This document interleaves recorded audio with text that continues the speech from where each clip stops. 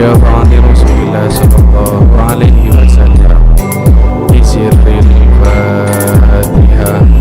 أعوذ بالله من الشيطان الرجيم. بسم الله الرحمن الرحيم. الحمد لله رب العالمين الرحمن الرحيم مالك يوم الدين. إياك نعبد وإياك نستعين. اهدنا الصراط المستقيم صراط الذين أنعمت عليهم غير المغضوب عليهم ولا الضالين آمين. وأصلي للشيخ أبو حامد محمد بن محمد الغزالي شيء لله له الفاتحة. أعوذ بالله من الشيطان الرجيم. بسم الله الرحمن الرحيم. الحمد لله رب العالمين الرحمن الرحيم مالك يوم الدين. إياك نعبد وإياك نستعين. اهدنا الصراط المستقيم صراط الذين أنعمت عليهم غير المغضوب عليهم ولا الضالين آمين.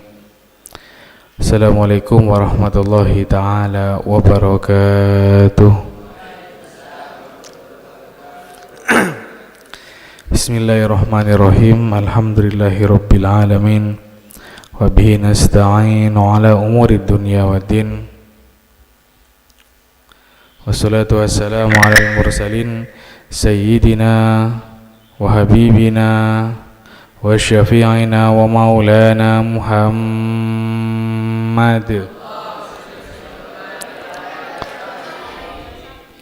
wa ala alihi wa sahbihi ajma'in. Amma ba'du.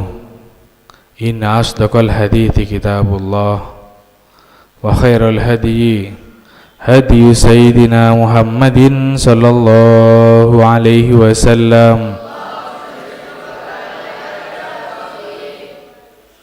wa syarrul umuri muhdatsatuha wa kullu bid'atin dalalah wa kullu dalalatin finnar. Allahumma inni a'udzu bika an adilla aw udalla aw azilla aw uzalla aw azlima aw udlama aw ajhala aw yujhala alayya.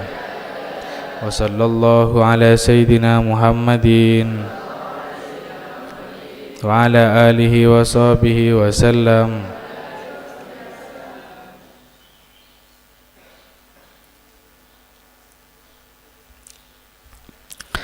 Bismillahirrahmanirrahim. Qala al-musannif rahimahullahu ta'ala wa nafa'ana bihi wa bi ulumihi wa fid dharain amin.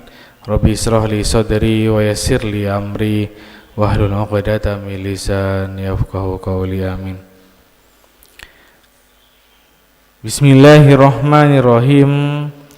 Wa'lam anna hadhihi al-khisala ats-tsalatsa min ummahati khaba'ithil qalbi. Itu ya.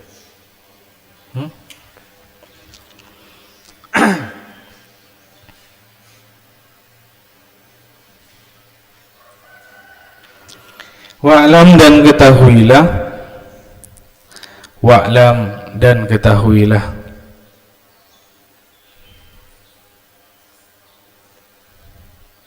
Wa'lam dan ketahuilah anna hadhil khisala ats-tsalatsa, bahwasannya tiga dari perkara-perkara ini. Anna hadhil khisala ats-tsalatsa, bahwasannya tiga dari perkara-perkara ini.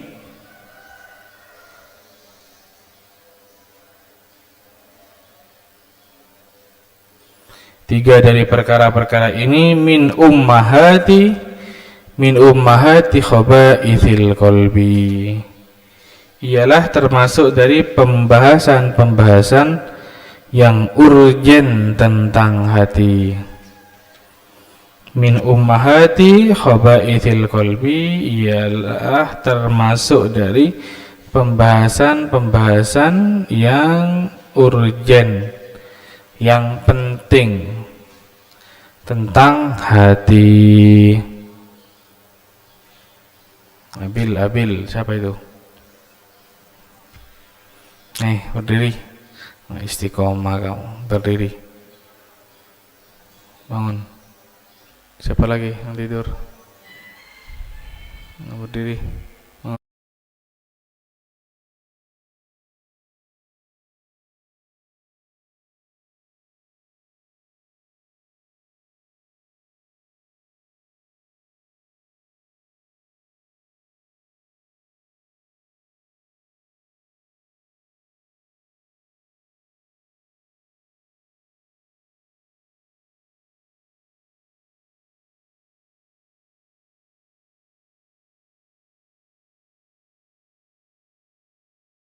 Sekarang kita akan fokus membahas 3 dari perkara-perkara yang menjelaskan atau membahas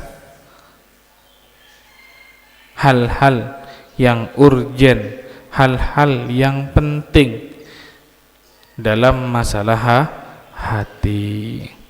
Karena hati di sini ya merupakan salah satu penggerak dari seluruh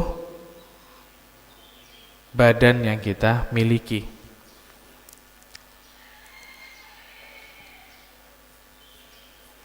Dengan hati kita itu bisa mulia, dan faktor hati kita itu bisa celaka. Hati ini adalah sesuatu yang kasat mata ya. Ya entah filosofinya itu seperti apa, walaupun semua itu muncul dari hati,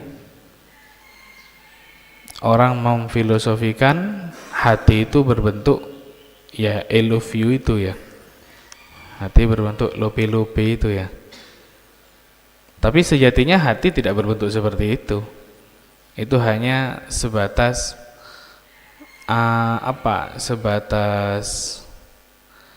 sebatas ya ilustri saja, gambaran saja. Makanya kan hanya seringkali kita membuat istilah itu, asli haram ya, tang ate ancur rasa ya, masa ada hati yang hancur ya.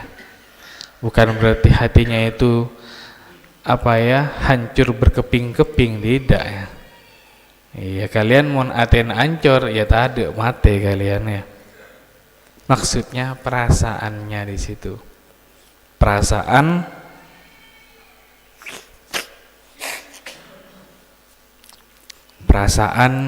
yang kita miliki itu hancur ya. Hancur bukan berarti pas hati kita hancur. Ya, kalau kita tidak punya hati ya mati kita. Ya, kenapa? Karena semuanya itu tergerak dari hati kita. Oleh karenanya para alim ulama menganjurkan kepada kita, ketika ada sesuatu permasalahan yang terbenak di dalam hati kita, maka kita jangan mengikuti akal. Kadang berselisih, kadang berbeda antara hati dengan pikiran, itu beda kadang. Beda pendapat kadang. Contoh, kalian lapar sebentar lagi, apalagi kayak sekarang sudah masa-masa liburan. Masa-masa liburan gini. Kadang ini perang ya antara pikiran biate, kadang perang. Sepikiran kita, otak kita berpikir, liburan seminggu, ciknya mana? Pendenan seminggu ya. Cek saking angkok mole seminggu. Main Mobile Legend insyaallah dipakai epic lah ya, masih beri kiriman kok ningku masih buka aki bi reng tua bi bapak masih turun ke warrior masih ya. Seminggu cukup mau ke boleh ke epic ini ya. Misal ya. Pikiran kita punya pikiran ke sana, tapi hati kita beda lagi pendapatnya. Hati kita, oh tebuna kiai tak oleh mulai, liburan tak oleh bi kiai mulai, alasan berma tak kira beki bi kiai, alasan kok sakit ya tak kok sakit ongku pas mateng kok ada ki, kok ngabele mulai ring tua sakit, padahal ring tua tak sakit, pas sakit ongku naudzubillah pas parah engkau sepalang. Alasan apa ya? Mak anyamanan tak usah mulai bayi. Hati berpendapat seperti itu.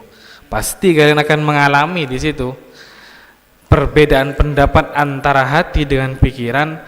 Maka manakah yang harus kita ikutin ketika berbeda pendapat antara hati kita dan pola pikir kita?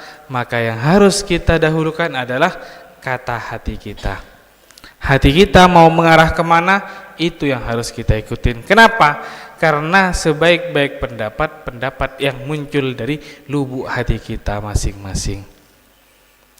Kalau pikiran ya hanya sebatas berpikir saja, tidak punya dzauq, tidak punya cita rasa, tidak punya tidak punya semacam prediksi dalam jangka atau jarak yang lebih jauh.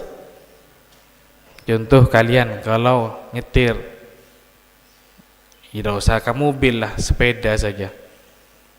Kalian nyetir sepeda, nyetir di lorong lauk, lorong deje. Kalian nyetir di lorong deje di Jalan Pantura.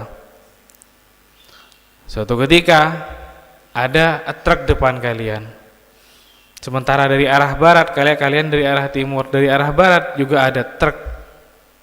Nah, ketika kalian mau nyalip di sini, pikiran kalian itu berpendapat nutut.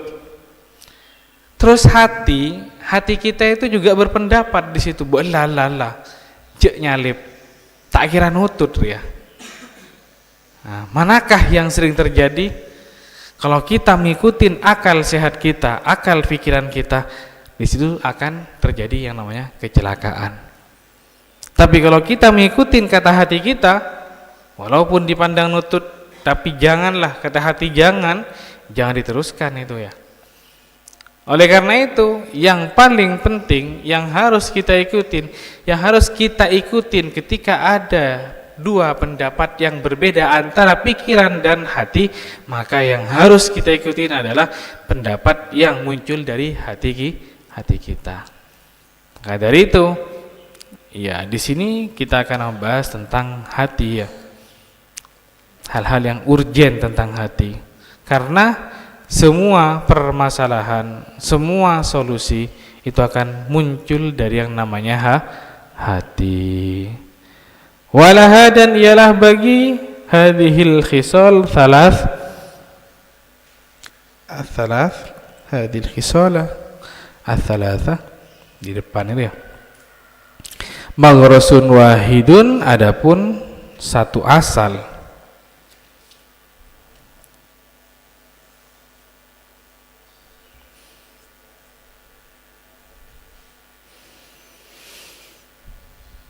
Ya, ketiga pembahasan perkara ini yaitu awalnya berdasarkan muncul dari satu asal. Wa huwa, adapun maghrasun wahida, wa huwa, adapun maghrasun wahidun, hubbud dunya, ialah cinta dunia. Hubbud dunya ialah cinta dunia.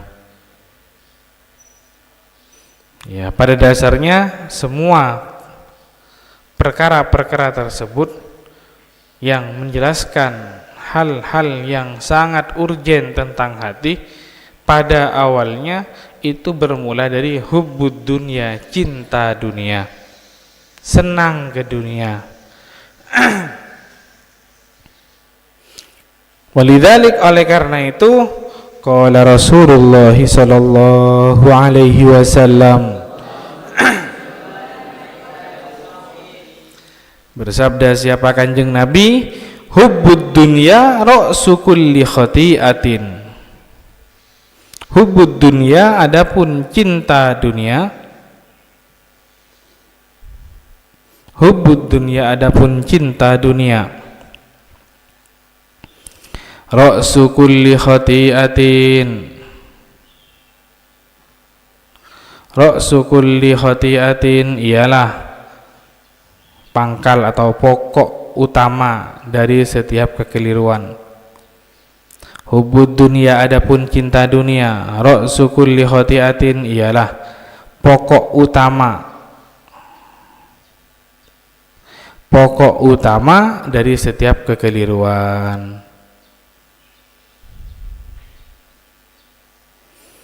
Kanjeng Nabi pernah bersabda, orang yang terlalu cinta terhadap dunia, orang yang menggantungkan seluruh raga, jiwa dan raganya untuk dunia, itu akan berpotensi membuat seseorang keliru dalam setiap langkahnya.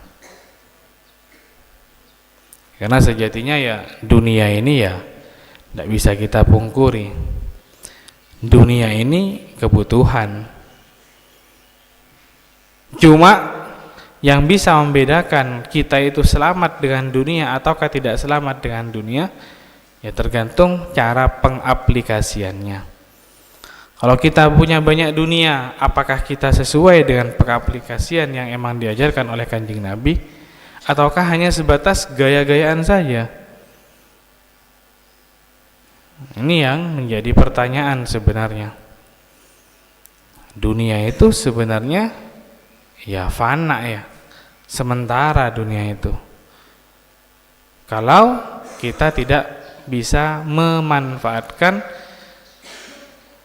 dunia itu sendiri.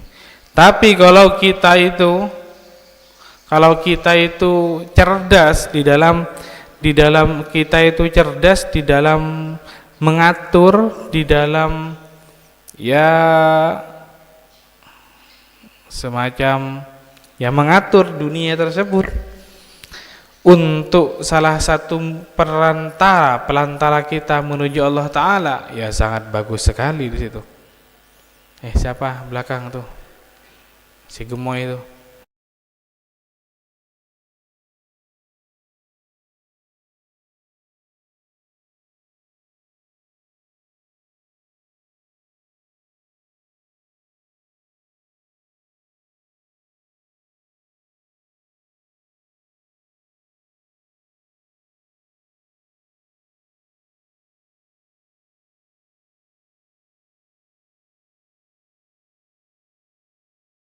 Ketika kita itu punya dunia, ketika kita punya harta, tergantung kita, harta ini kita arahkan kemana? Apakah kita arahkan ke dunia saja, ataukah kita arahkan ke dunia sekaligus ke akhirat? Makanya tidak gawok lah, artinya kita itu tidak heran lah kalau para kiai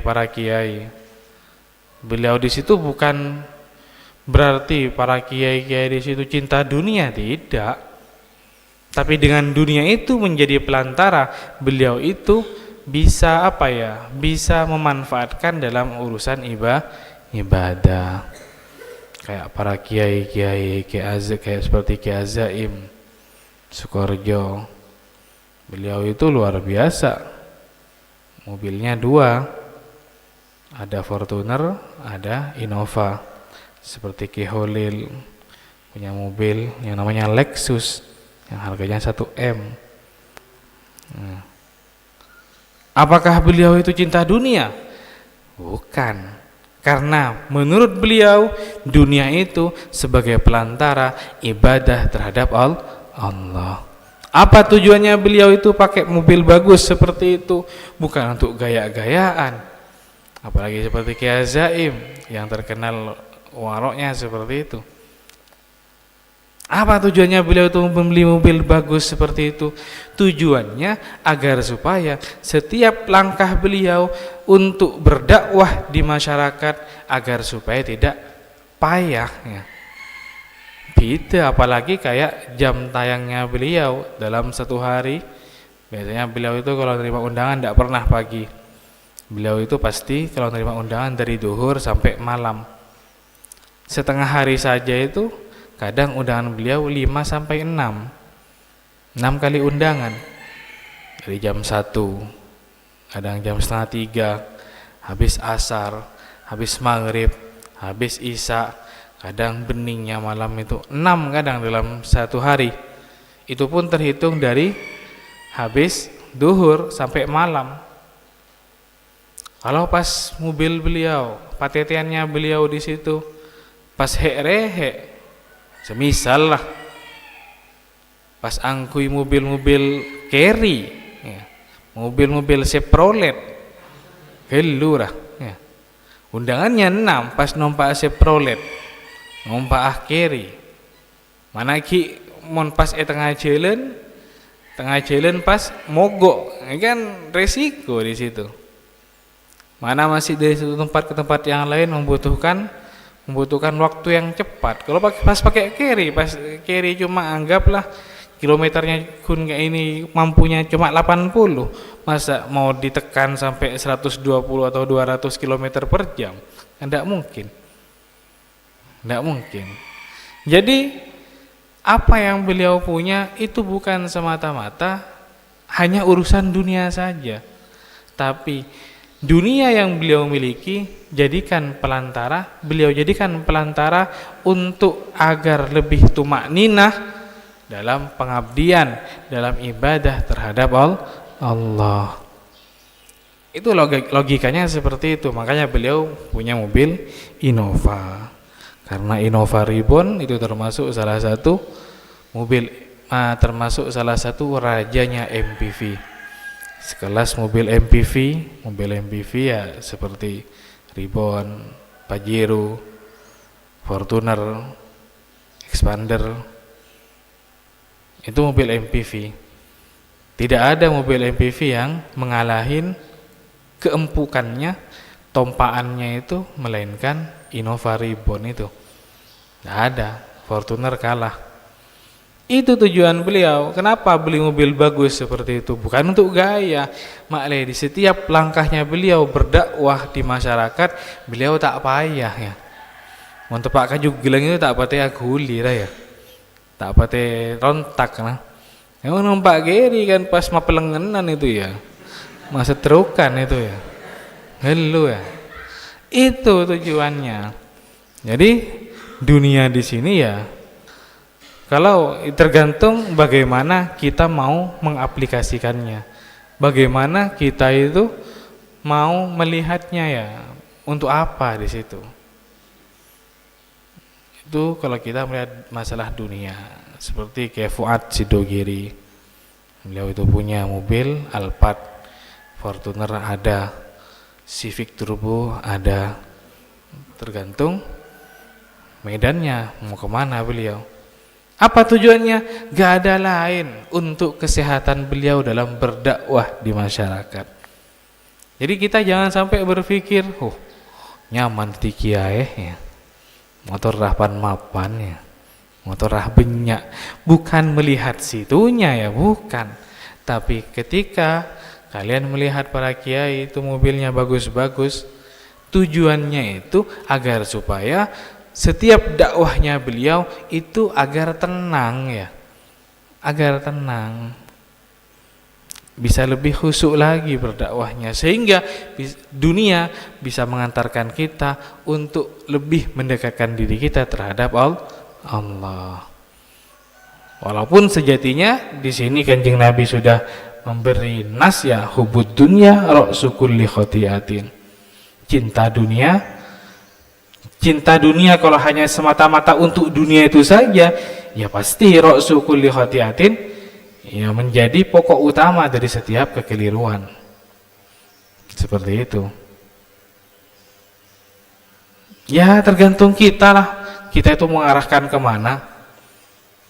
diibaratkan seperti apa ya? Seperti masanya Kanjeng Nabi. Saya itu dulu pernah sama almarhum Abah itu buin.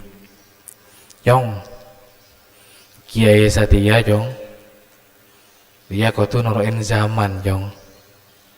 Pada bi masan Kanjeng Nabi.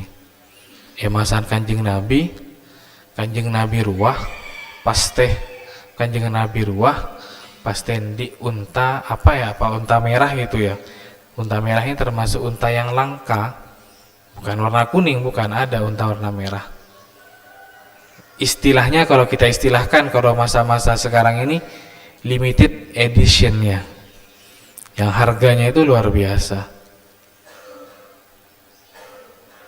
Ya dauhnya almarhum Kiai Satya Jong, kau tuh nurein zaman Jong.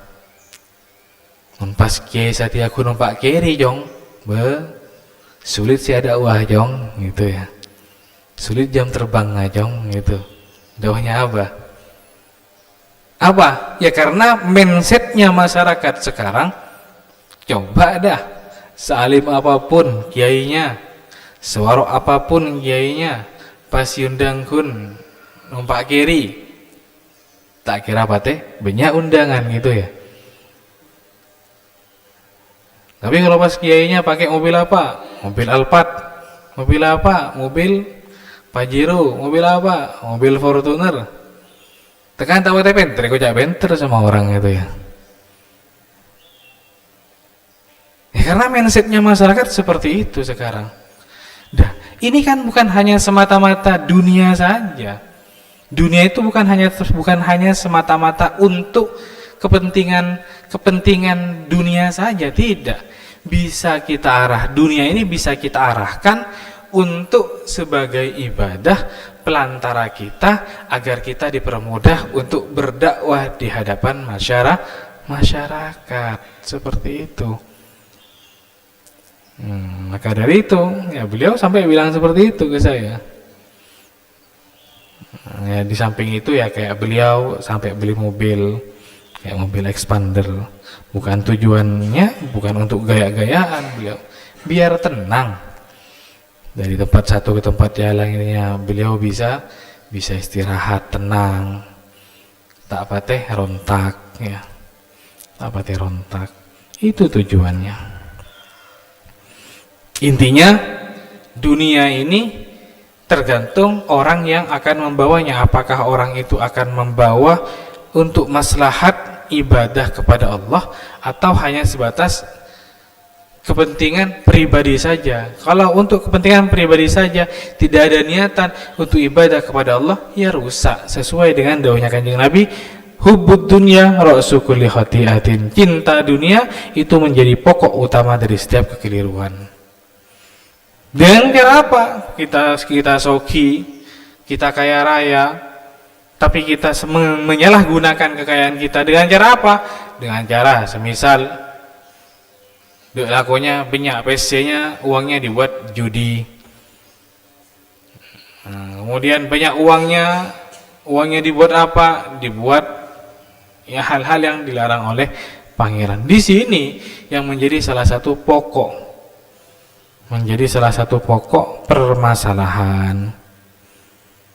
Wa ma'hada, dan beserta ini fad dunia maka adapun dunia mazra'atun lil akhirah, ialah ladang untuk akhirat. Fad dunia maka adapun dunia mazra'atun lil akhirah, ialah ladang untuk akhirat. Ini kata saya yang tadi itu ya.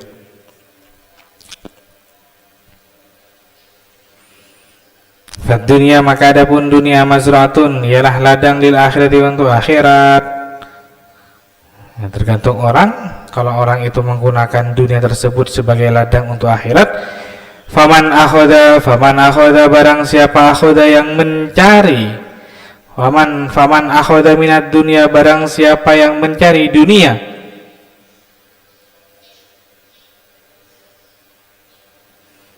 faman akhoda minat dunia, barang siapa yang mencari dunia, biqadarid darurati, dengan kadar sesuai kebutuhan, Faman akhadha minad dunya, barang siapa yang mencari dunia biqadri darurati, dengan kadar sesuai kebutuhan.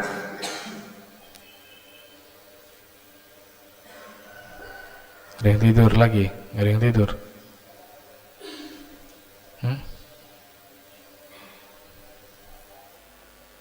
Itu.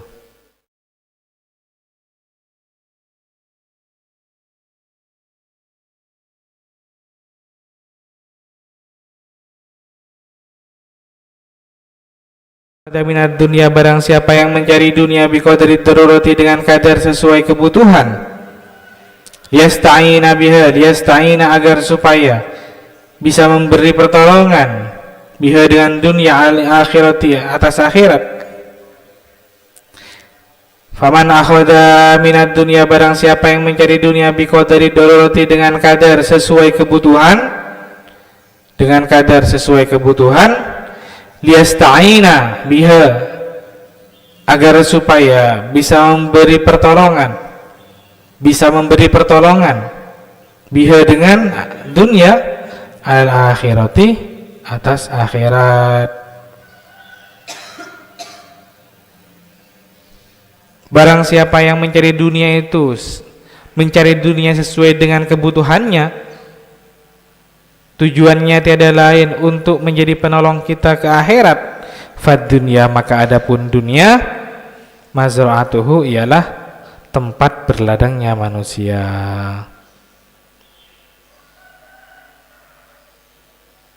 Maka dianjurkan ya, fad dunya, maka adapun dunia, mazra'atuhu, ialah tempat berladangnya manusia. Orang berladang secara otomatis akan membutuhkan yang namanya hasil. Dianjurkan malah sama Kanjeng Nabi, barang siapa yang mencari dunia itu hanya semata-mata agar supaya mempermudah dia untuk ibadah kepada Allah, maka mencari dunianya dia dengan cara mencari dunia tersebut itu malah mendatangkan pahala baginya. Waman aradad dunya, dan barang siapa yang ingin dunia, dia tana'ama biha, ya karena untuk bersenang-senang, saja. Waman aradad dunya, dan barang siapa yang ingin dunia, dia tana'ama biha, ya karena untuk bersenang-senang saja, biha dengan dunia, karena untuk bersenang-senang siaman biha dengan dunia. Kalau niatnya dia mencari dunia hanya sebatas untuk bersenang-senang, hanya untuk berfoya-foya, hanya untuk bagaimana dia itu selalu gampang untuk bermaksiat kepada Allah Ta'ala, fad dunia, maka adapun dunia,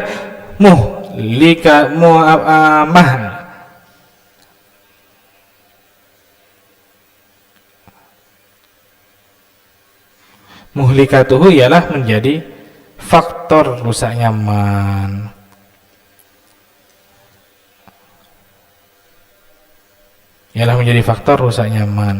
Kalau dia mencari dunia hanya semata-mata untuk bersenang-senang saja, ya untuk berfoya-foya saja, tidak ada niatan sedikit pun untuk ibadah terhadap Allah, maka dia yang mencari dunia tersebut, seseorang yang mencari dunia tersebut, itu bisa menjadikan dunia itu sebagai faktor rusaknya orang itu ya.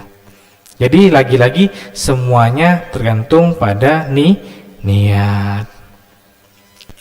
Fahadhihi, maka adapun ini madhkurah, nubdzatun yasiratun, ialah contoh sederhana, contoh yang sederhana. Ya, hadhihi madhkurah dari atas itu dah. Ini sebagai contoh sederhana min dhahiri ilmi taqwa, dari tampaknya ilmu takwa, dari zahirnya ilmu takwa.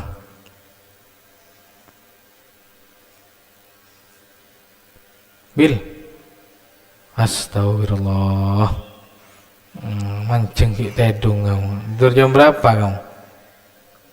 Tidur jam berapa semalam?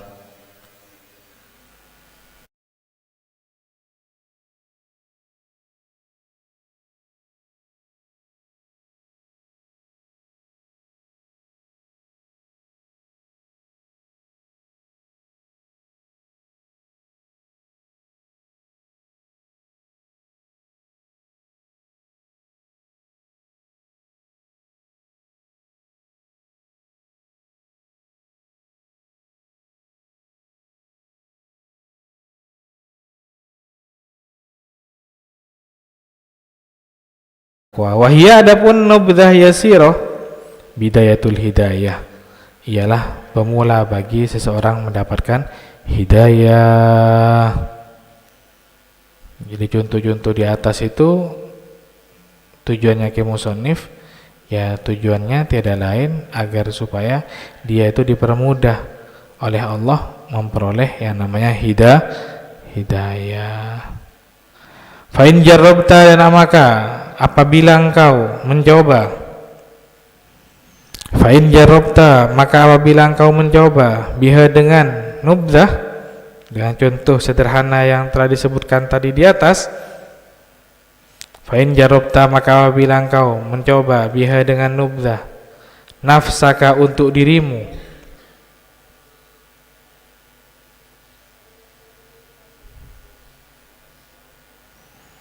nafsaka untuk dirimu, wa ta'atska, dan bisa membuatmu taat, alaiha atas nubzah,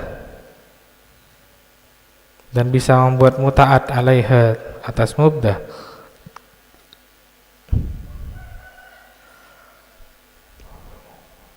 Fa'alaika, maka wajib bagimu, bi kitab Ihya Ulumuddin, untuk mempelajari kitab Ihya Ulumuddin.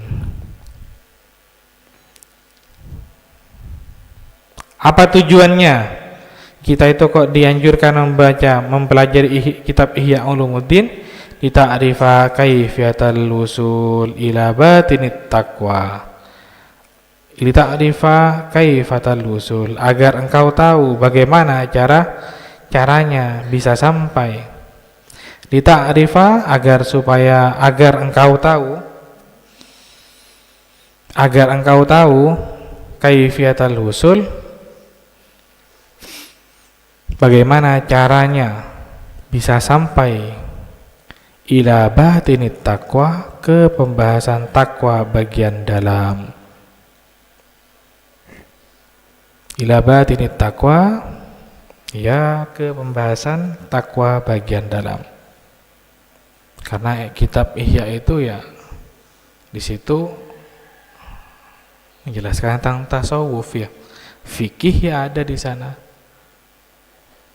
usul fikih ya ada di sana, termasuk tasawuf ada di sana.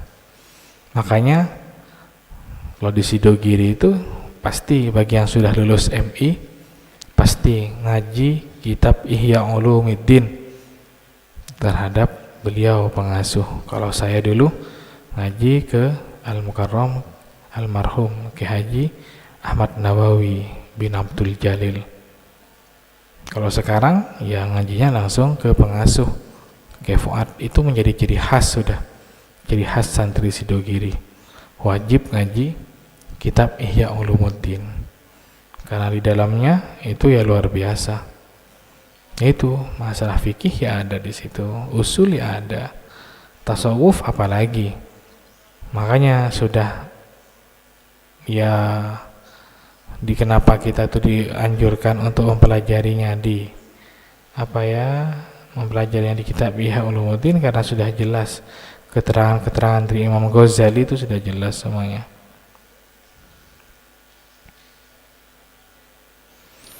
Faida amarta bit taqwa batina qalbika wallahu a'lam bissawab.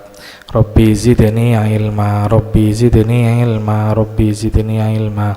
Subhanakallahumma wa bihamdika asyhadu an la ilaha illa anta astaghfiruka wa atubu ilaik. Wa sallallahu ala sayyidina Muhammadin wa ala alihi wa sahbihi wa sallam. Walhamdulillahi rabbil alamin. Bisirril Fatihah. A'udzu billahi minasyaitonir rajim. Bismillahirrahmanirrahim. Alhamdulillahi rabbil alamin arrahmanirrahim maliki yaumiddin. Iyyaka na'budu wa iyyaka nasta'in. Ihdinas siratal mustaqim. Siratal ladzina an'amta 'alaihim ghairil maghdubi 'alaihim waladdallin.